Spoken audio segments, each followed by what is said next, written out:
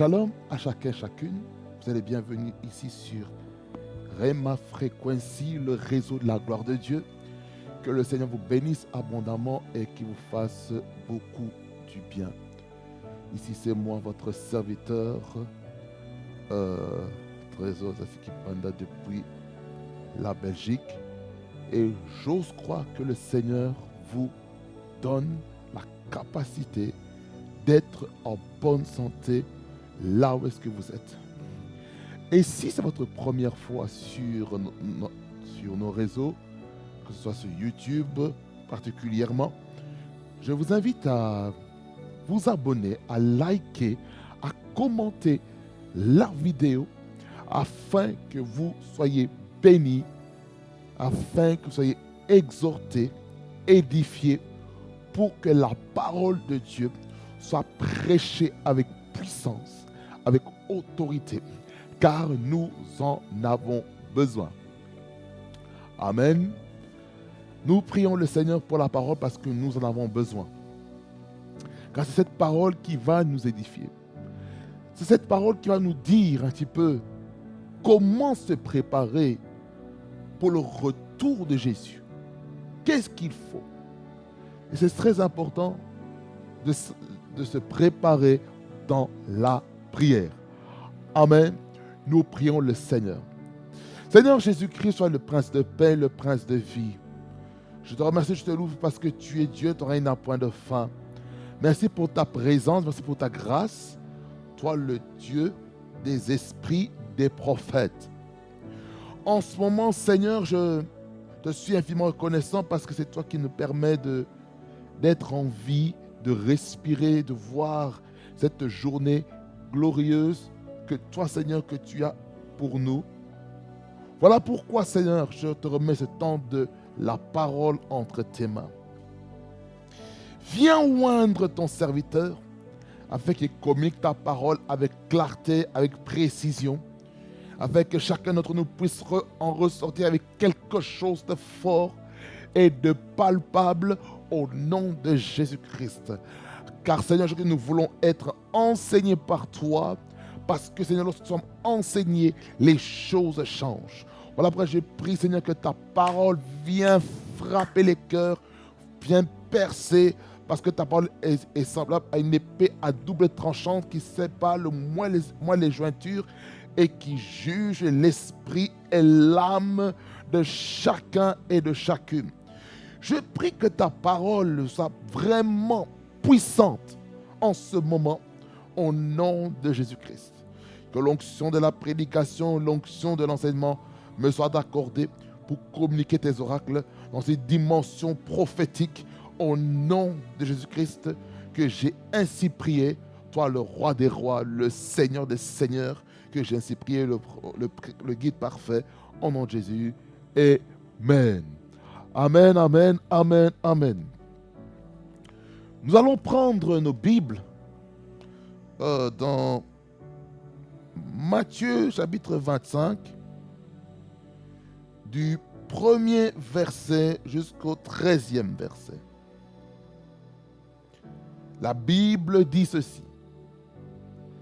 Alors, le royaume des cieux sera semblable à 10 vierges qui, ayant pris leur lampe, allèrent à la rencontre de l'époux. 5 d'entre elles étaient folles et 5 sages.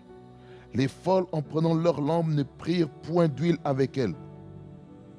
Mais les sages prirent avec leur lampe de l'huile dans des vases. Comme l'époux tardait, toutes s'assoupirent et s'endormirent. Au milieu de la nuit, on cria. Voici l'époux, allez à sa rencontre.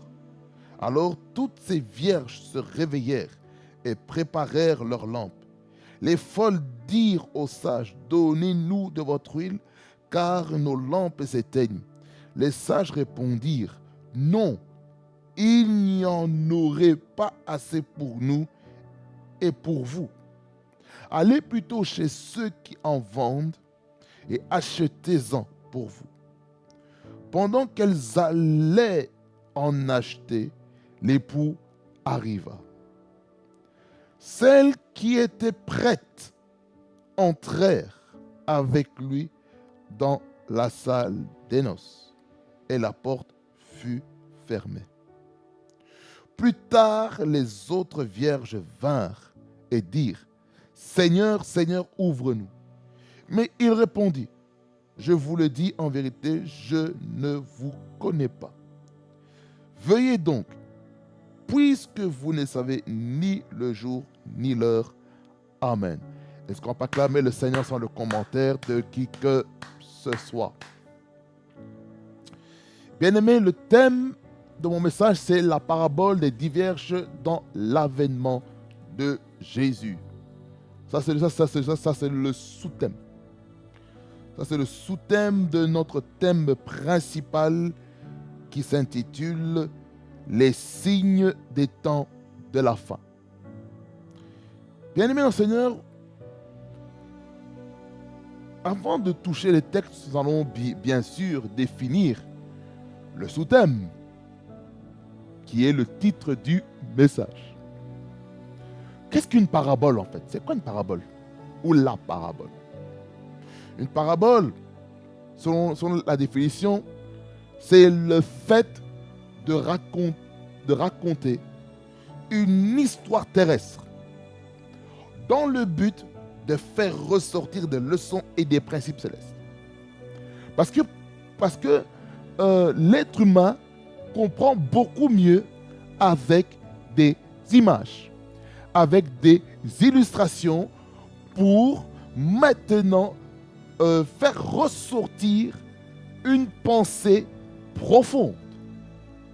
Donc, le fait de parler en parabole, c'est d'amener les gens à comprendre qu'est-ce que Dieu a à nous dire. C'est pour ça que Jésus-Christ, dans les évangiles, que ce soit Matthieu, que ce soit Marc, que ce soit Luc, que ce soit Jean, mais spécifiquement dans les évangiles synoptiques, dont Matthieu, Marc et Luc, il y a des paraboles. Donc ces paraboles-là ont pour but de faire ressortir un message. Par exemple, les paraboles qu'il y a dans Matthieu 25, dans lequel nous sommes actuellement, le but c'est de nous faire ressortir le message dans lequel chacun doit se préparer à la rencontre de l'époux. L'époux ici, c'est qui? C'est Jésus-Christ, notre Seigneur et notre Sauveur. C'est pourquoi il est important de ne pas seulement lire la Bible littéralement, mais il faut comprendre aussi sa figure de style qui est utilisée dans les Saintes Écritures afin de comprendre la profondeur, la quintessence de la parole qui est sortie au travers la parabole. La parabole est très importante. Et lorsque on comprend l'histoire parabolique que Jésus-Christ utilise, le but, c'est de nous amener à comprendre la volonté parfaite de Dieu. Alors, la parabole, je ne sais pas pourquoi je reste sur ce mot parabole. J'ai déjà parlé durant l'année dernière sur les paraboles, n'est-ce pas? Mais maintenant, je comprends que la parabole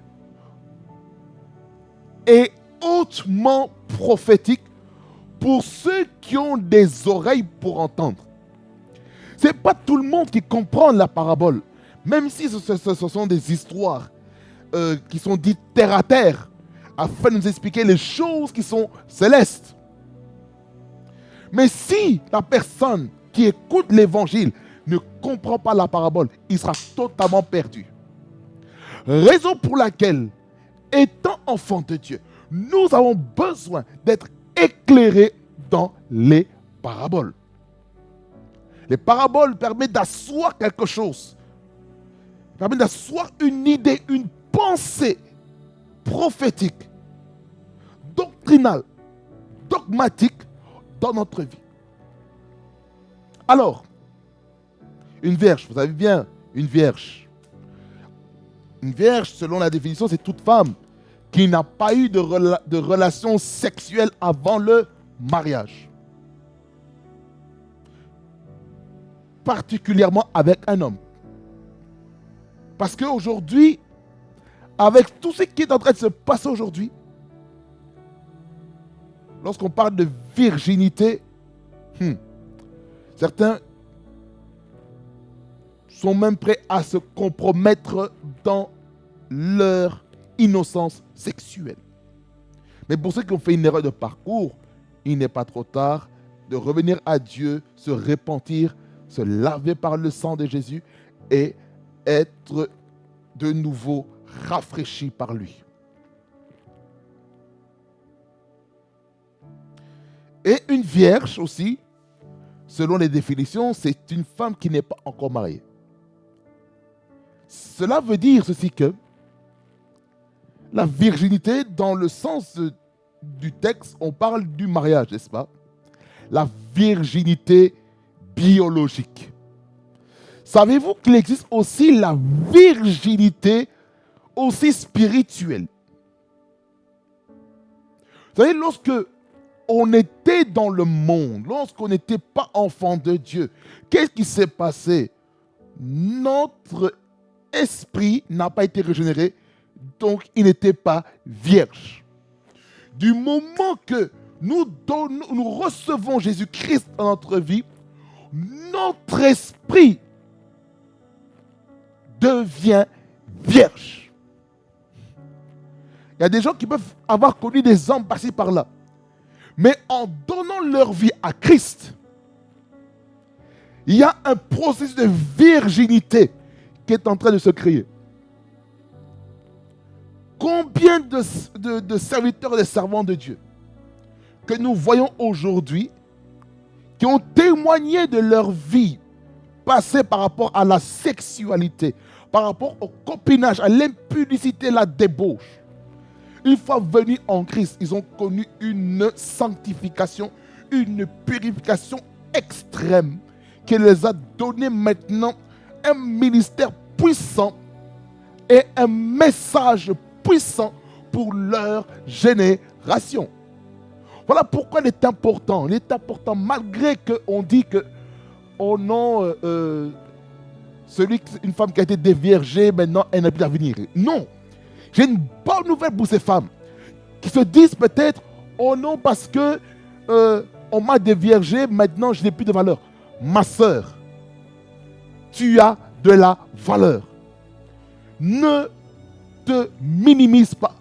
Peu importe l'erreur que tu as pu commettre dans ta vie, mais sache une chose, que lorsque tu viens réellement à Christ, afin de te repentir de ta vie passée, le Seigneur va te pardonner.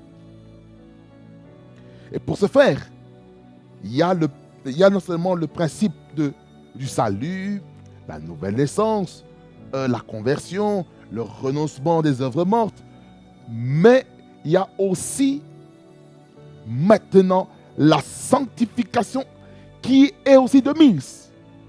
Parce qu'actuellement, je suis en train de lire un livre qui s'intitule « Sanctifié et consacré pour un ministère spirituel ».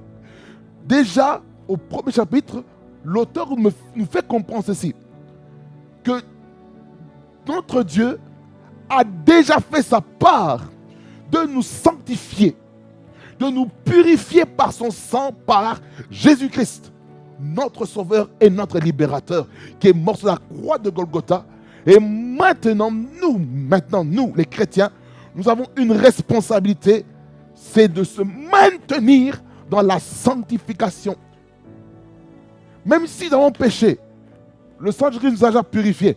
C'est à nous de revenir vers le Père, de revenir vers Jésus pour demander que son sang nous purifie, nous sanctifie, nous lave totalement, afin d'être libres de toute impureté, de toute infiltration spirituelle qui ne glorifie pas le nom du Seigneur Jésus-Christ.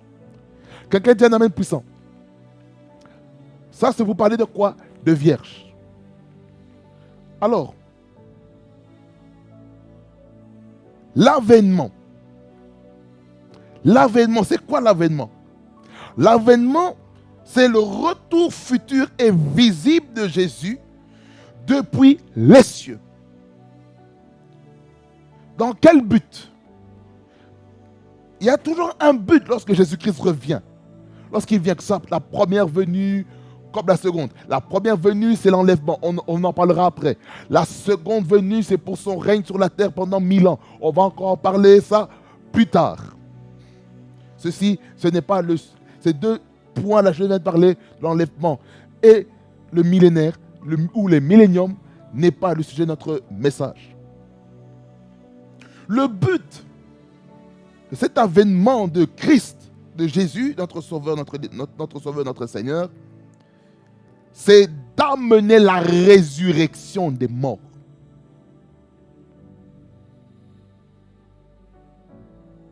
Ça, c'est un. La deuxième chose qui va arriver lorsque Jésus va revenir, il va... En fait, je vais relire la définition, ce sera plus simple, et puis après je vais expliquer. L'avènement est le retour futur et visible de Jésus depuis les cieux, pour ressusciter les morts, se tenir au jugement dernier et établir formellement et glorieusement le royaume de Dieu. Voyez, quand on dit se tenir au jugement dernier, nous sommes en train de parler des différents types de jugements. On va encore revoir cela, j'en ai déjà parlé, je pense, l'année dernière, mais je vais revenir parce que j'avais parlé par rapport à la doctrine, comprendre la doctrine et tout ça, sur les jugements. On va encore aller encore en profondeur sur ce point. Donc, le but de la venue de Jésus, c'est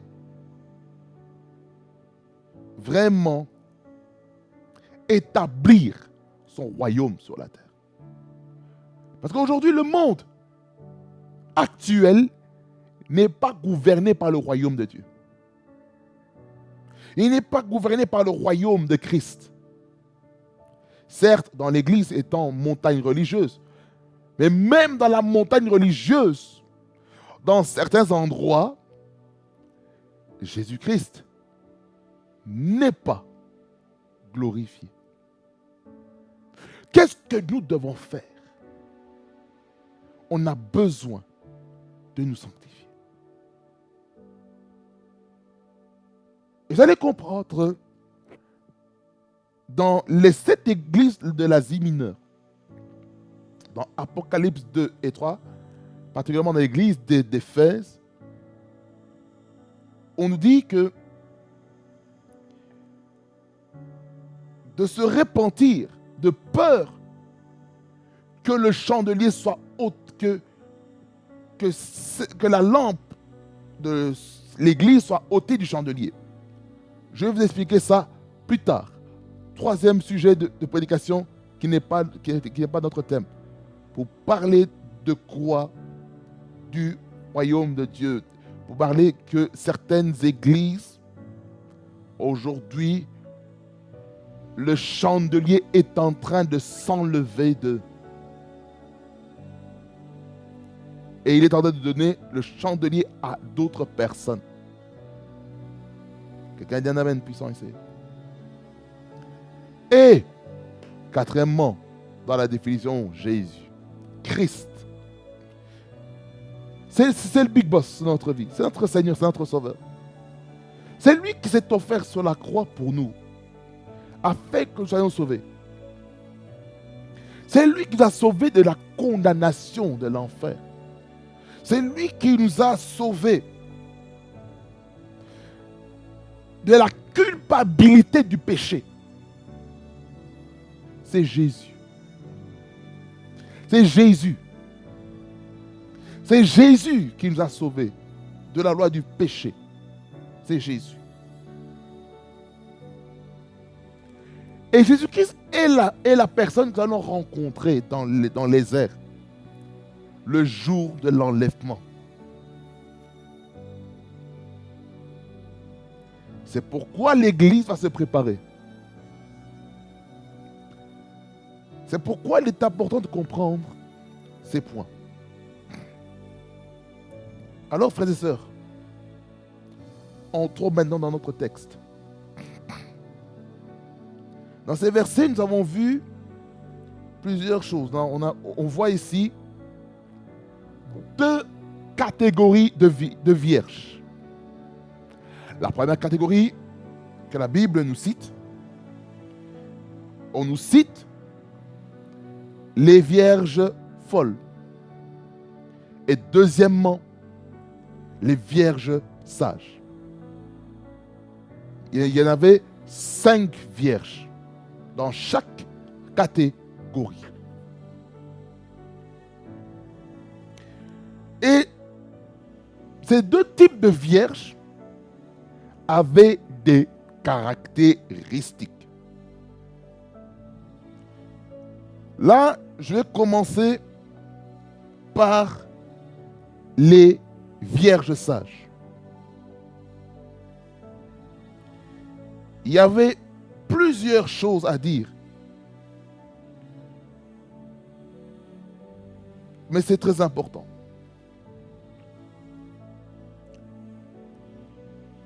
Je vais faire simultanément. Je vais faire comme ça. Ce sera plus simple. Le verset 3 et 4 nous montrent déjà la première caractéristique. On va faire une comparaison. La première caractéristique des vierges folles qui est mentionnée au verset 3, c'est qu'ils n'ont pas pris d'huile avec eux. L'huile. L'huile représente l'onction. L'huile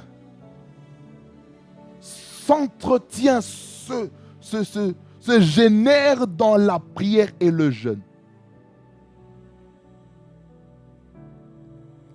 Donc là, on comprend ceci déjà. Premièrement, que les vierges folles ont été négligents. Ça veut dire que les vierges folles n'ont pas été prévoyantes. Ça veut dire que dans notre éternité, pendant que nous nous préparons à l'enlèvement de l'Église, il faut que les enfants de Dieu soient prévoyants. Comment pouvons-nous être prévoyants en tant qu'enfants de Dieu? C'est dans la prière. C'est dans les jeûnes. C'est comme ça qu'on se prépare à l'enlèvement. Et si on ne se prépare pas à l'enlèvement, comment nous pouvons être à l'aise comme ça? Jésus-Christ revient bientôt. Mais le problème, c'est quoi? C'est nous-mêmes qui nous laissons distraire. Écoutez-moi bien. La distraction nous empêche d'être prévoyants. La distraction nous empêche d'être concentrés sur le but. Chacun d'entre nous, nous avons un but pour lequel nous existons, que nous sommes ici sur la terre. Ma question, pourquoi existes-tu sur la terre? Quel est ton but? Quelle est ta mission que tu as envers Dieu? Quelle est la mission que le Seigneur te donne aujourd'hui? Rimonda Badegeist, Ezofadigeist, Abando Kosa. Quelle est la mission que Dieu te donne dans le processus de la préparation de l'avènement de Jésus-Christ dans ta vie? Quelle est la mission que Dieu te donne?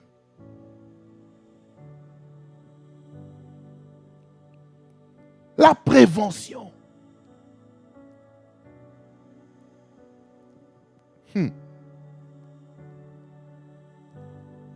La prévoyance est importante. On ne peut pas être un enfant de Dieu sans être prévoyant du retour de Jésus. Écoutez-moi bien. Il y a des choses bizarres qui sont en train de se faire actuellement sur les ondes. Des choses bizarres qui sont en train de se passer. L'ennemi est en train de faire des choses afin que nous puissions être distraits et ne pas être conscients de l'enlèvement. C'est ça le problème que l'Église a aujourd'hui. L'Église a un sérieux problème. L'Église a un problème dans le sens où nous sommes distraits plutôt que d'être concentrés. Il faut que nous soyons concentrés.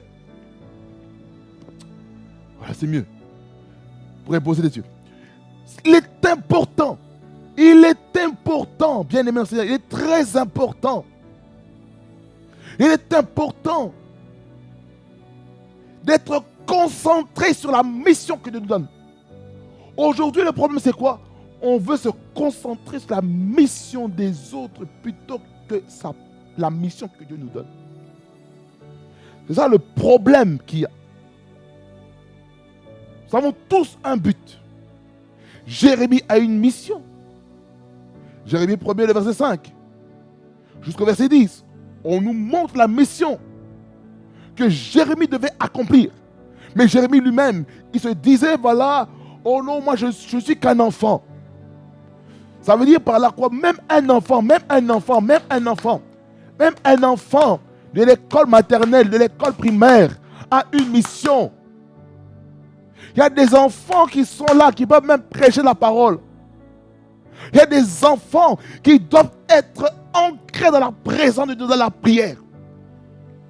Et aujourd'hui, certaines personnes sont contre que les enfants prient.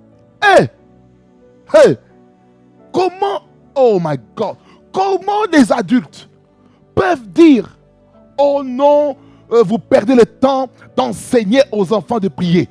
Mais c'est une foutaise. C'est une foutaise.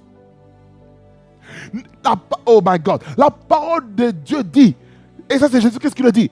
Il dit, laissez venir à moi les petits enfants, car le royaume de Dieu les appartient. En fait, il dit que le royaume de Dieu les ressemble. Ça veut dire par là quoi? Pour entrer dans le royaume de Dieu, nous devons avoir le cœur d'enfant. On ne peut pas dire que nous sommes enfants de Dieu si nous-mêmes, devant notre Père Céleste, nous ne sommes pas des enfants. Oui, nous devons mûrir. Oui, nous devons grandir. Mais nous ne devons pas perdre le cœur d'enfant. Dans notre raisonnement, dans notre mentalité, nous devons être des hommes matures spirituellement. Mais dans notre cœur, nous devons être comme un enfant qui va vers le Père quand il y a un souci, quand il y a ça ne va pas. Il faut aller voir le Père. La prévoyance. Aujourd'hui, oh my God, je prie le Seigneur qu'on ne bloque pas les enfants d'accéder à la présence de Dieu. Écoutez-moi bien, les enfants sont plus prophétiques que les parents dans certains moments. Mais le problème, c'est quoi? Les adultes ont tellement grandi, ils ont voulu être maintenant des hommes matures, qu'ils ont même abandonné le cœur d'enfant. Le cœur d'enfant est sensible. Nous devons avoir un cœur comme des enfants. Comme des enfants. C'est important d'avoir le cœur comme des enfants. Comme des enfants. Si on n'a pas le cœur comme des enfants, comment nous pourrons avancer? Je vous dis la vérité. C'est sérieux. C'est sérieux. La prévoyance. Avec quoi? L'huile. L'huile. L'huile. L'huile, la présence. L'onction. L'onction. L'onction. Dites avec moi l'onction. En commentaire, tapez-moi l'onction. L'onction du Saint-Esprit. Elle fait toute la différence dans nos vies. onction a ses exigences. Dans l'onction, nous avons 3 catégories. L'onction sacerdotale, l'onction royale, l'onction prophétique. L'onction royale a attrait avec les 7 montagnes de la société. L'onction sacerdotale a attrait à tout ce qui est le service sacerdotal et cultuel dans l'Église. Et par ricochet, dans son intimité personnelle à la maison. C'est à la maison, dans les lieux secrets, que nous pouvons générer cette onction sacerdotale.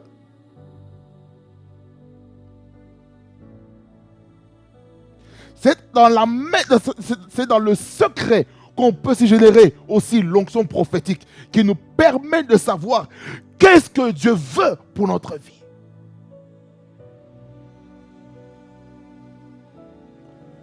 L'onction prophétique nous permet de s'identifier à Abraham étant fils de prophète en Abraham. Parce que si on dit que nous sommes des amants de Dieu par la foi, par Abraham, ça veut dire ceci, bien-aimés seigneurs, nous devons être prophétiques comme Abraham. Le prophétique pour Abraham, lorsqu'il a eu Isaac, c'est dit d'aller le sacrifier. Abraham, à ce temps-là, il a typifié le Père. Isaac, il a typifié le Fils. Isaac, il a eu tellement confiance au Père. Tellement confiance. Tellement confiance. Que la provision divine a été donnée afin de remplacer Isaac par un bouc qui était coincé dans des branches. Et c'est ce bouc-là qui a été sacrifié sur l'autel.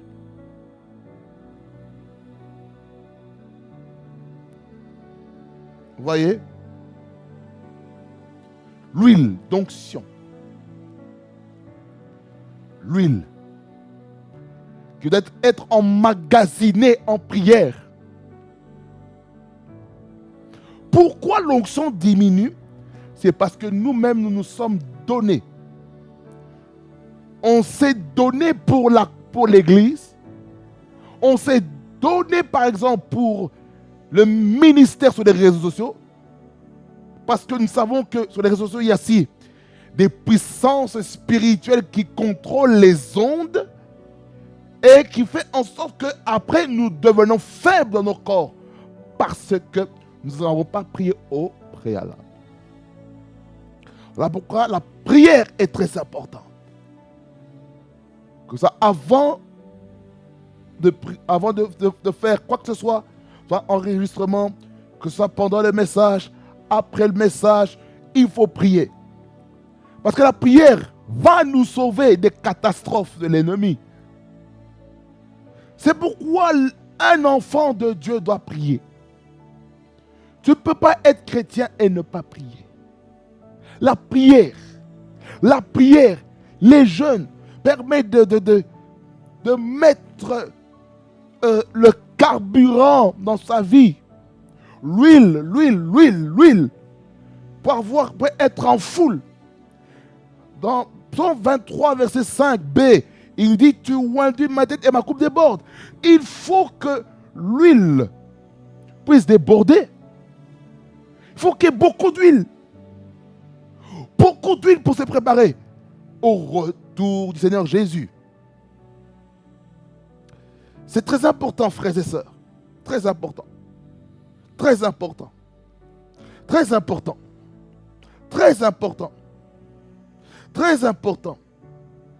Très important. Voyez dans Matthieu 6,6. Dans Matthieu 6, vous connaissez très bien ce passage qui nous parle de qu'est-ce qu'on doit faire au niveau de la prière. On parle de la prière à partir du verset 5 jusqu'au verset 15. Ici, on parlait de la prière de notre Père. Le verset 6, il dit ceci. Mais quand tu pries, le quand là, ça fait notion de quoi? Du temps. Mais lorsque tu prieras. Ça veut dire par là quoi? La prière est une obligation. Ce n'est pas une option pour un enfant de Dieu de prier. Mais quand tu pries, regardez la première étape. Entre dans ta chambre. La chambre, il y a un mystère dans la chambre. Il y a un mystère dans la chambre. La chambre est un lieu d'intimité. C'est un lieu secret. La chambre, personne ne peut y accéder sans autorisation. Ça veut dire par là quoi? Imaginons maintenant que je toque que je veux entrer dans la chambre de mes parents biologiques. J'entre comme ça sans autorisation. On va me gronder. Pourquoi? Cet endroit-là est secret, c'est intime. Il y a des choses qui se passent dans la chambre.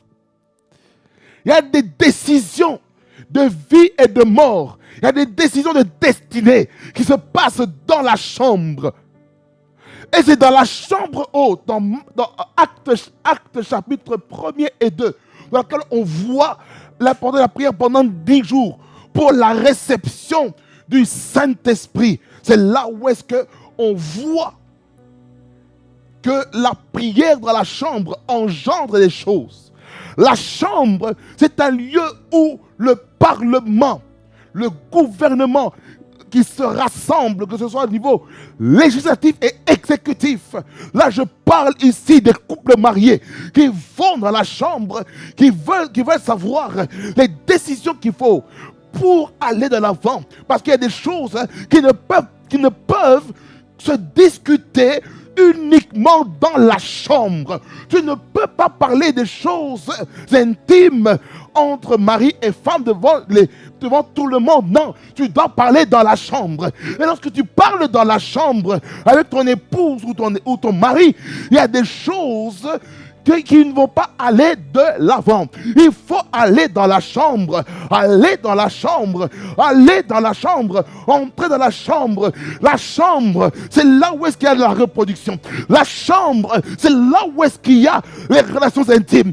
Dans la chambre, c'est là où est-ce que la grossesse commence à se matérialiser. Dans la chambre, c'est là où est-ce que les projets naissent. Dans la chambre, c'est là où est-ce que la puissance du descend. C'est dans la chambre que nous sommes en train d'être incubés par la puissance du Saint-Esprit. C'est dans la chambre, c'est dans la chambre, c'est dans la chambre, c'est dans la chambre qu'on peut accéder au Parlement céleste. La chambre, la chambre, la chambre, la chambre, la chambre, la chambre, la chambre, la chambre, la chambre, la chambre, la chambre, c'est dans les lieux célestes. Aïe, aïe, aïe, aïe, aïe, aïe, aïe, aïe, aïe, aïe. La chambre, frères et sœurs, la chambre, la chambre, la chambre, la chambre est quelque chose de profond. La chambre, la chambre, la chambre, c'est là où est-ce que les conflits conjugaux se règlent. C'est pas devant les enfants, c'est dans la chambre, dans la discrétion, dans la chambre. Rakatoko samandegai. Ilala manoboroboko niya sagege. C'est dans la chambre, c'est dans la chambre, c'est dans la chambre. C'est dans la chambre, c'est dans la chambre. C'est dans la chambre, il faut aller pour fermer la porte. Deuxièmement, fermer la porte. C'est-à-dire par la quoi, lorsque tu fermes la porte, c'est pour empêcher, c'est pour éviter la distraction. Parce que lorsque tu fermes la porte et que quelqu'un essaie d'entrer, personne ne pourra entrer et te perturber à moins qu'il frappe à la porte. comme dans Matthieu 7,7, qui nous parle des différents niveaux de prière. Demandez, on vous donnera, cherchez, vous trouverez, frappez, on vous ouvrira. Ceci n'est pas notre sujet. Alors, fermez la chambre, fermez la porte de la chambre, fermez la porte de l'intimité. Ça veut dire par là qu'il y a des prières que tu dois faire toi-même entre Dieu et toi. Il y a des prières, si vous êtes en couple, vous devez le faire à deux, dans les lieux secrets, devant Dieu, en secret. C'est important. Prière individuelle, prière de couple, prière de famille, ça c'est dans le salon. C'est pas dans la chambre. C'est pas dans la chambre. C'est pas dans la chambre, c'est dans le salon. C'est dans le salon. C'est dans le salon qu'on peut se rassembler pour faire un culte de famille. C'est pas dans la chambre qu'on fait le culte de famille, c'est dans le salon. Parce que la chambre, c'est un lieu intime. Vous savez, il arrive des moments lorsque, en tout cas dans ma culture africaine, la culture bantou, ce qui arrivait, pendant que on grandissait, hein, j'avais une chambre, je dormais avec mon petit frère avec qui on a 7 ans de différence d'âge. Lui, il dormait au-dessus, moi je dormais en bas. Ça on avait une... Parce que là, on n'avait que 3 chambres dans le logement où on était avant. On dormait ensemble. Ma petite soeur avait avec sa propre chambre, mes parents avaient leur suite. Donc, on grandissait. On n'avait pas encore notre propre intimité personnelle. Mais là, par contre, on avait bien sûr la vibe de frères. Bien sûr, parce qu'on était deux gentils garçons que le Seigneur nous a permis d'être par la grâce de Dieu. Et puis, une fois qu'on a déménagé dans le prochain logement, maintenant, il n'y avait plus 3 chambres, maintenant il y avait 4. Étant donné maintenant il y avait 4 chambres, maintenant chacun pouvait avoir son intimité personnelle. Ça veut dire que je pouvais avoir l'intimité pour prier le Seigneur à plein gosier, qui est voisin ou pas voisin. Je priais avec intensité, mais je devais perturber le sommeil des gens, mais je priais. C'est là où j'ai pu emmagasiner, maximiser l'onction, maximiser la présence de Dieu pour générer l'onction dans la prière, comme les vierges sages. Et ça a continué jusqu'à maintenant, même si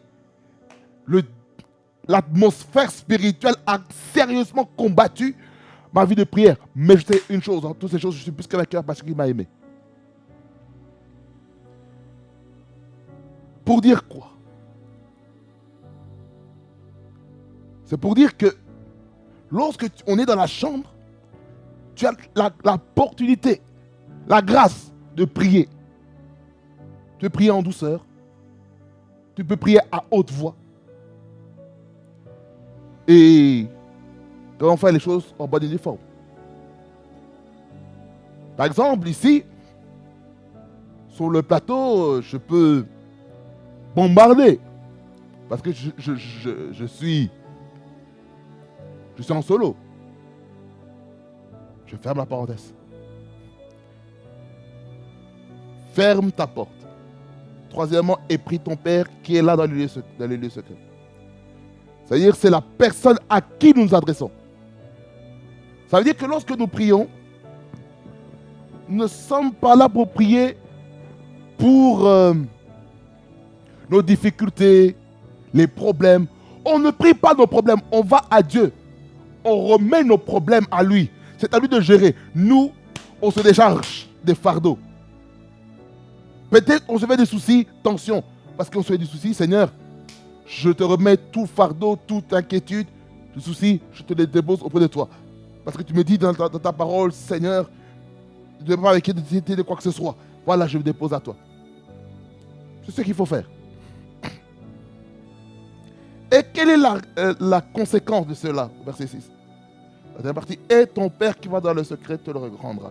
C'est-à-dire qu'il y a une récompense lorsque nous prions dans le lieu secret. Il y a une récompense pour ça. Comprenez ceci.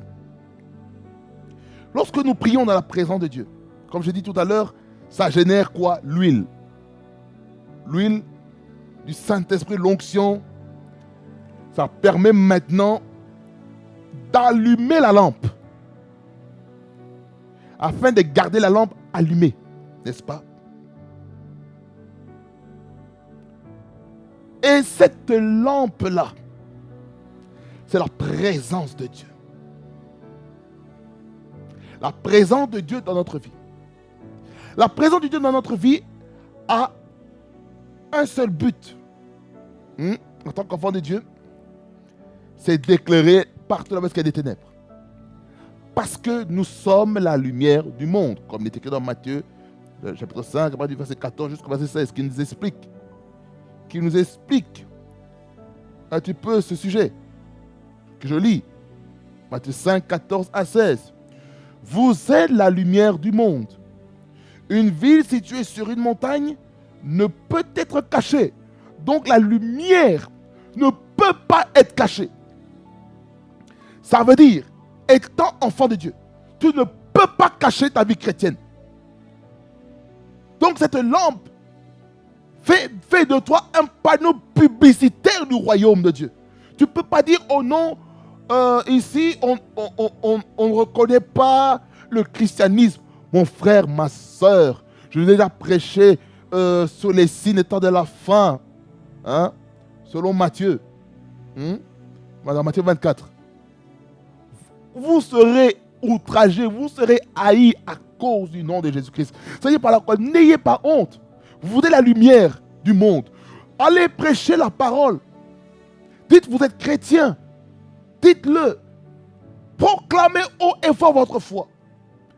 Aux États-Unis, il y a quelque chose, il y a un mystère merveilleux qui est en train de se faire par le président Trump, qui dit ceci, qui propose à partir de maintenant que dans les écoles publiques, qu'on ne mette, je vais dire avec mes propres mots, qu'on n'empêche plus les hommes et les femmes de prier.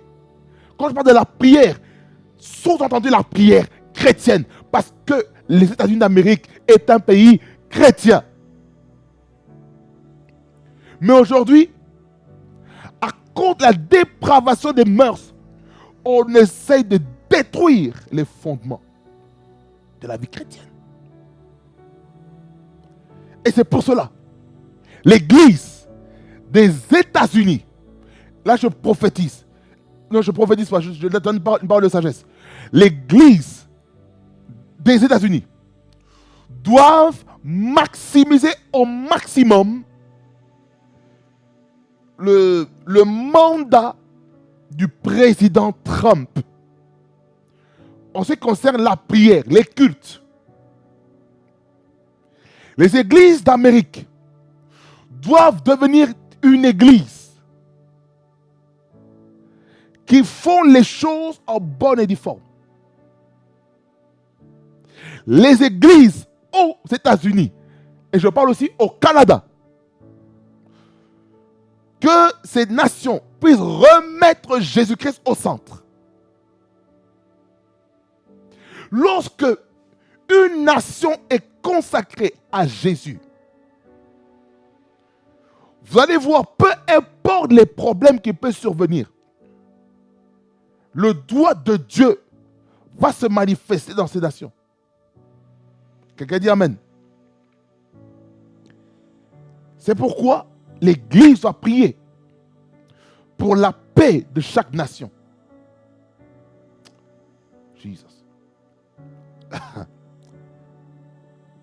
Allez, je reviens dans le message. Verset 15. Et on n'allume pas une lampe pour la mettre sous le boisseau, mais on la met sur le chandelier. Et elle éclaire tous ceux qui sont dans la maison. Que votre lumière, verset 16, luise ainsi devant les hommes, afin qu'ils voient vos bonnes œuvres et qu'ils glorifient votre Père qui est dans les cieux. Donc en fait, cette lumière-là, lis ce texte, cette lumière-là que nous sommes, hein, c'est nos bonnes œuvres. Ça veut dire qu'il y a des choses que nous faisons qui peuvent obscurcir notre lumière. Ça, il faut faire très attention. Ça veut dire ceci, que les vierges folles n'avaient pas de bonnes œuvres. Là, je sous-entends, ils n'avaient pas de bonnes œuvres. C'est pour ça, lorsqu'on voit au verset 11, il dit, plus tard, les autres vierges vinrent et dirent, Seigneur, Seigneur, ouvre-nous. Verset 12, il dit, mais il répondit, je vous le dis en vérité, je ne vous connais pas. Pourquoi? Ils n'ont pas manifesté des bonnes œuvres. Voyez? Ça, c'est la première comparaison que nous avons ici. Les vierges sages, elles ont eu assez d'huile avec eux pour générer l'onction qui va permettre d'allumer, d'entretenir la présence de Dieu dans leur vie et d'être prêts lors du retour de Jésus-Christ. Les vierges folles, eux, n'ont pas pris d'huile avec eux. Ils n'ont pas pris d'huile. Ils n'ont pas pris d'huile. Quand je parlais de la prévoyance, ils n'ont pas été prévoyants. Ils ont été négligents.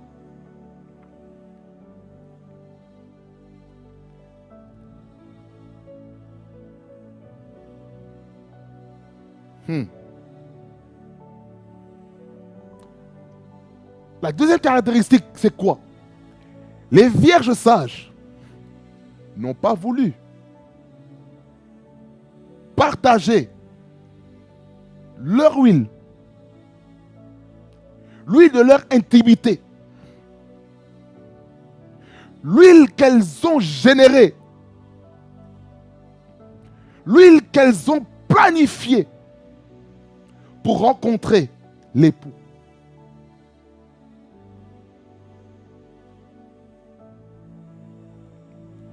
Ça veut dire ceci.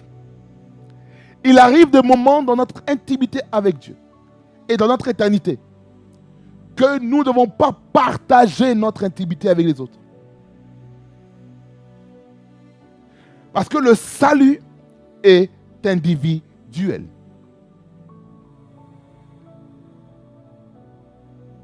C'est pourquoi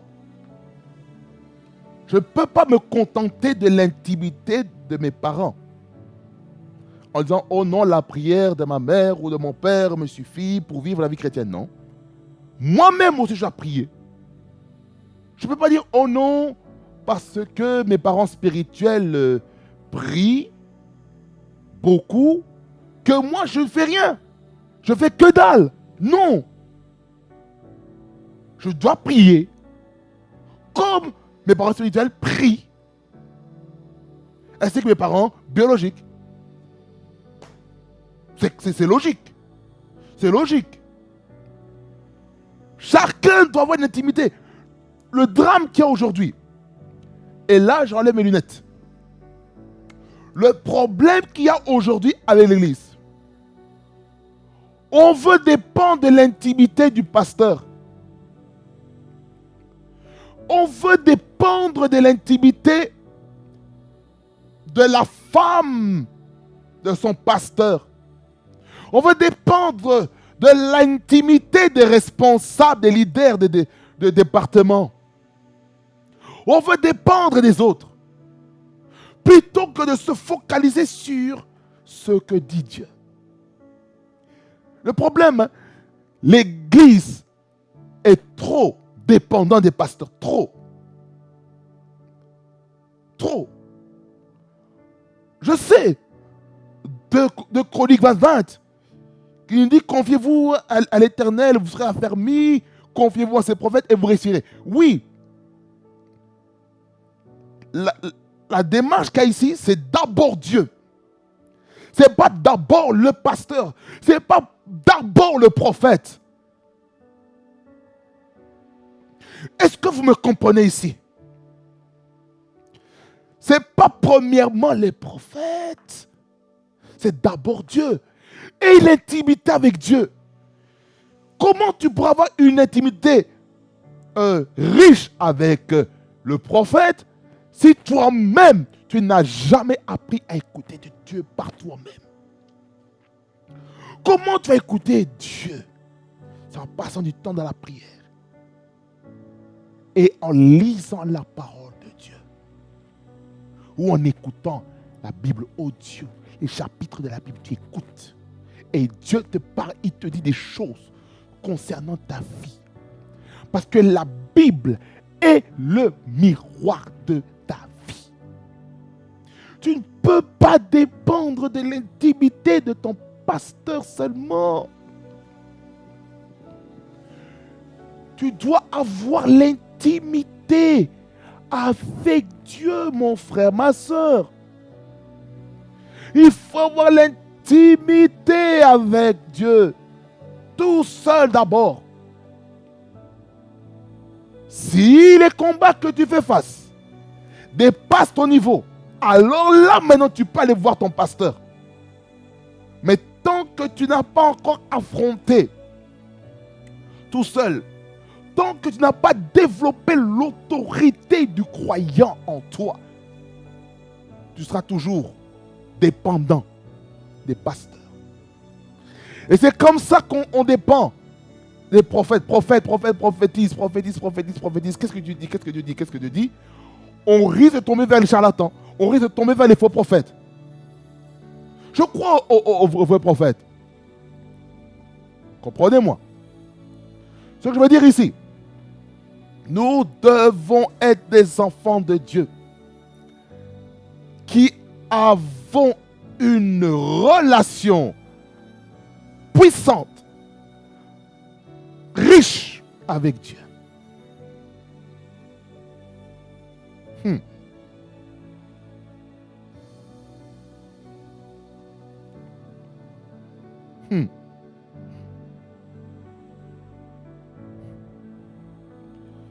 Bien-aimé, quand on entend la voix que Jésus revient bientôt, ce n'est pas maintenant qu'il faut se préparer. Il faut se préparer continuellement. Il faut se préparer spirituellement au retour du Seigneur. Ça veut dire par là quoi? Regarde ta vie. Comment est ta vie devant Dieu? Est-ce que ta vie est en bon fixe avec Dieu?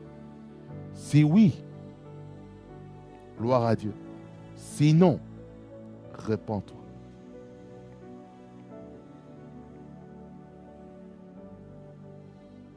C'est pourquoi il est important d'être conscient du retour de Jésus. Faites conscient. Cette parabole, je vais vous dire la conclusion après.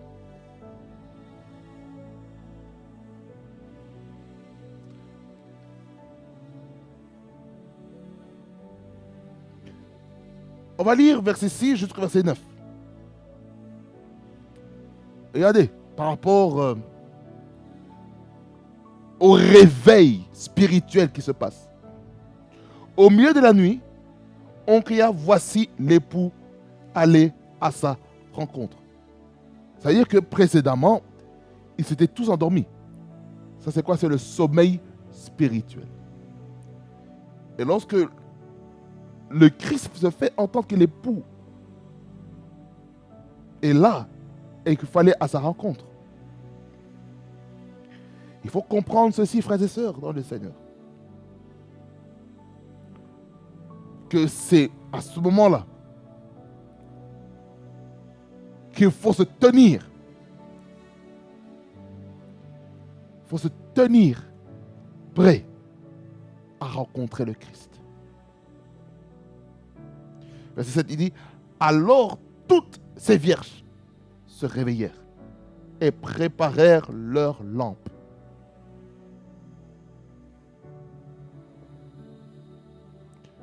Les folles, c'est triste, hein?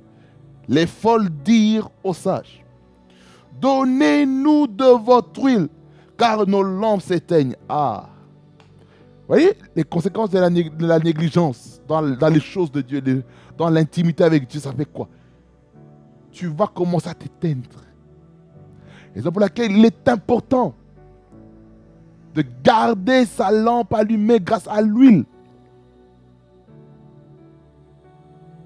Donnez-nous de votre huile.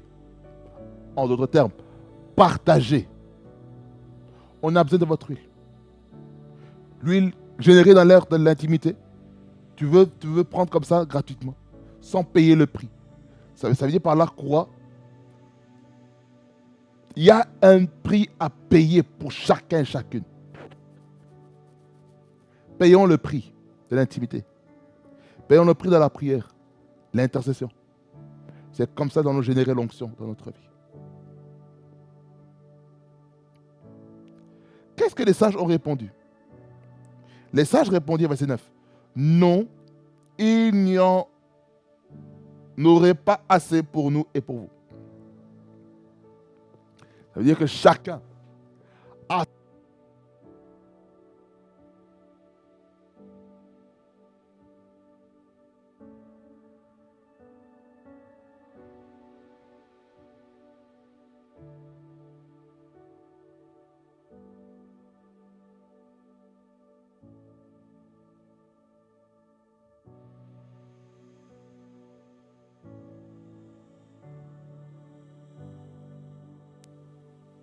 Vous pouvez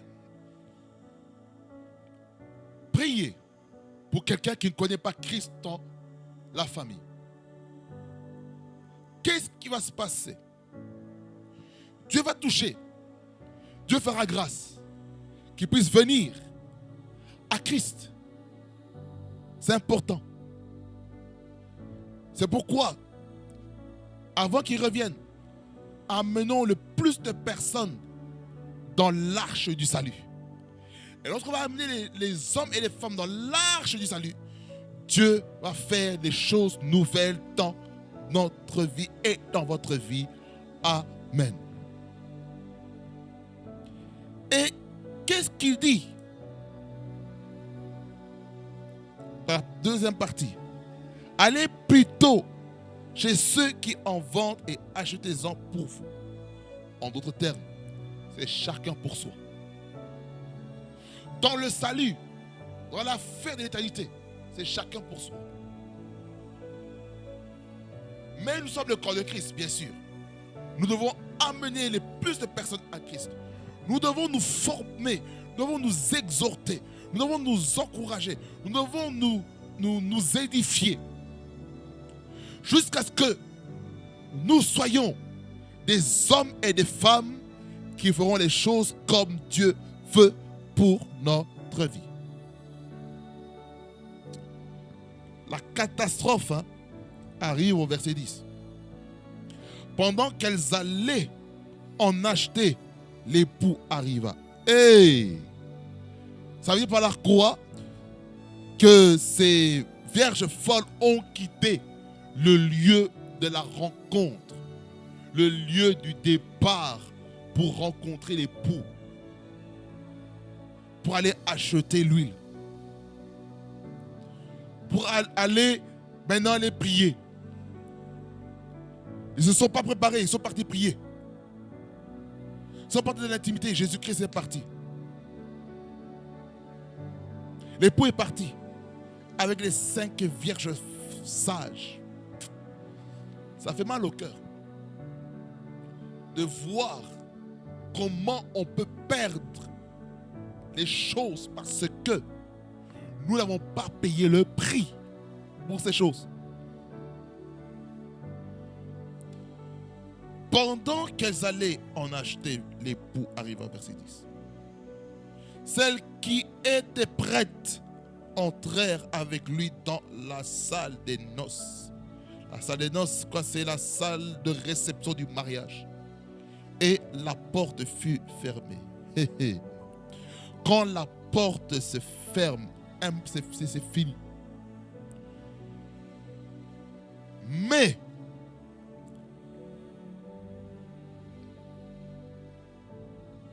lisons verset 11 jusqu'au verset 13 pour clôturer.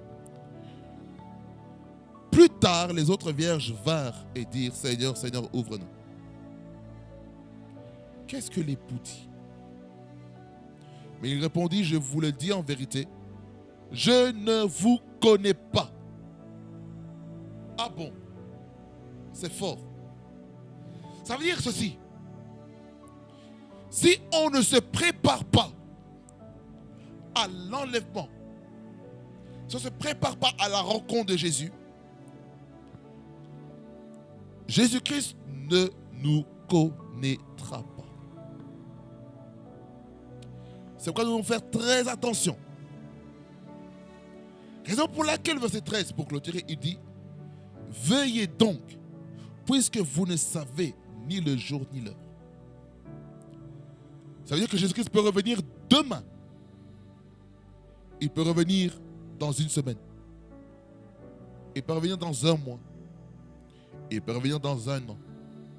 Il peut revenir dans 2 ans, dans 4 ans, dans 8 ans, dans 16 ans, dans 32 ans. Mais nous devons être des chrétiens qui nous préparons jour et nuit au retour du Seigneur Jésus. Amen. Que le Seigneur vous bénisse abondamment, fasse beaucoup du bien. Et qu'il vous aide. Qui nous aide, je m'inclus là-dedans. Parce que souvent, les prédicateurs, souvent, on s'exclut du message. Or, parfois, lorsque nous prêchons la parole, parfois, le Seigneur nous parle. Il nous parle afin que nous puissions se positionner en Christ. Amen. Nous prions. Seigneur Jésus-Christ, mon Sauveur, mon Libérateur, je te remercie pour ta parole qui est la vérité et qui est esprit et vie. Seigneur, cette parabole des 10 vierges nous enseigne 2 types de chrétiens. Des chrétiens qui se préparent et des chrétiens qui ne se préparent pas. Tu nous montres, Seigneur, des chrétiens qui prennent le temps dans ta présence et d'autres qui ne prennent même pas le temps dans ta présence. Tu nous montres, Seigneur, des chrétiens sérieux par rapport à leur foi et des chrétiens qui ne sont pas sérieux avec leur foi. Tu nous montres dans ta parole des chrétiens qui sont conscients de l'éternité et tu nous montres des types de chrétiens qui ne sont pas conscients de l'éternité. Tu nous montres des chrétiens concentrés et tu nous montres des chrétiens distraits. Seigneur, toute l'histoire, cette parabole des 10 vierges, voulait nous dire ceci, de veiller car on ne sait pas ni l'heure ni le jour que Jésus-Christ reviendra. Seigneur, je prie que tu nous aides à veiller, à prier, afin de ne pas être distraits dans notre marche avec toi. Nous refusons la distraction, Seigneur. Nous refusons la négligence dans notre salut et dans notre éternité. Nous refusons toute chose qui va nous empêcher d'être enlevés. Nous refusons, oh Dieu, de profiter de l'intimité de nos frères et de nos sœurs afin d'être enlevés. Nous refusons de dépendre de la relation des bergers, des dirigeants d'église pour être enlevés. Mais nous voulons nous concentrer sur notre foi, sur notre intimité, sur les lois de l'alliance que tu as avec nous, dans les lieux secrets, au nom de Jésus. Seigneur, aie miséricorde et compassion pour toute personne qui est tombée, qui a été distrait, qui a été nonchalant, qui a été négligent, qui a méprisé le sujet du retour du Seigneur Jésus. Je prie, Seigneur, que chacun se prépare à ta rencontre. Seigneur, nous sommes dans les derniers temps, dans les dernières minutes, les dernières secondes, selon ton calendrier, avant que tu ne reviennes. Voilà pourquoi je prie, Seigneur, que tu nous aides, même nous les prédicateurs, à être un modèle qui se prépare à l'enlèvement. Seigneur, nous refusons de prêcher des choses et après être désapprouvés par toi. Parce que, Seigneur, nous n'avons pas marché en conformité avec ce que nous avons prêché. Et pour cela, Seigneur, nous te demandons pardon. Les prédicateurs n'avons pas été corrects après avoir prêché la parole sur certains sujets. Seigneur, nous demandons pardon aussi parce que nous n'avons pas aussi mis en pratique les choses pour lesquelles nous avons prié dans les lieux secrets. On a peut-être prié pour l'amour sacrificiel, mais on n'a pas manifesté pour les membres de nos familles. On n'a pas manifesté pour ton royaume. On n'a pas manifesté pour notre prochain. Seigneur, pardonne-nous, Seigneur. Pour la non-mise en application de ta parole et de tes principes. Voilà pourquoi je prie, Seigneur, que tu nous aides à être des chrétiens méticuleux, rigoureux, sérieux avec notre éternité. Aide-nous, Seigneur, à être conscients de ton retour. Aide-nous à être conscients, tu reviens bientôt. Tu reviens bientôt. Tu reviens bientôt. Tu reviens bientôt. Repokota mande kotaya. Tu reviens bientôt. Tu reviens bientôt.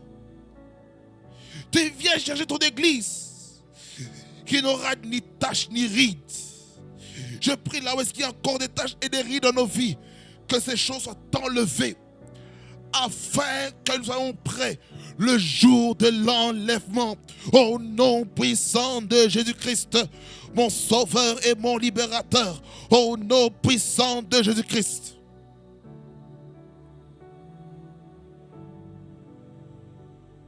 Au nom de Jésus.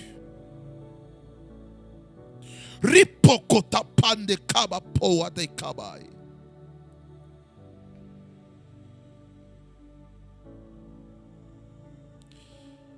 Seigneur, merci. Parce que ta parole, elle est esprit et vie.